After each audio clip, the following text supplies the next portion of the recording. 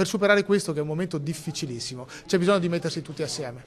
Insieme per uscire dalla crisi, lo dicono gli Stati Generali dell'Informazione del Veneto, dove le imprese editoriali stanno attraversando una tempesta che non ha precedenti.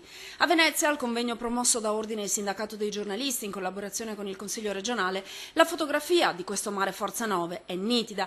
Circa il 60% dei collaboratori non assunti ha una retribuzione che non supera gli 8.000 euro l'anno. Il web, che pure offre grandi opportunità, presenta ancora molte incognite. Le aziende cercano di fronteggiare un calo della pubblicità mai registrato prima, ma le boe di salvataggio esistono. Io credo che ci sarà la tematizzazione, ci saranno, e io credo che quella sia la strada, soprattutto gli approfondimenti.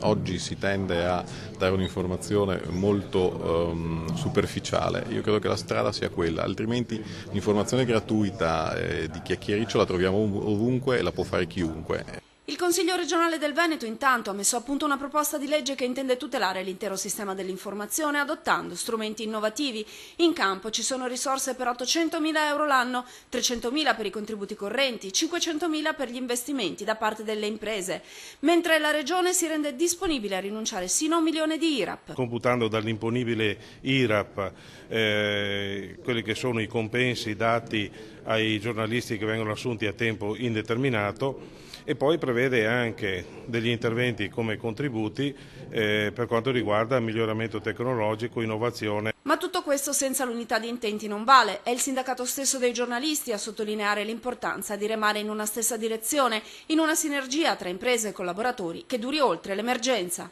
Bisogna trovare il modo di mettere assieme aziende, mondo della politica e lavoratori per trovare una via di uscita da questa che è una crisi pesantissima per l'intero settore.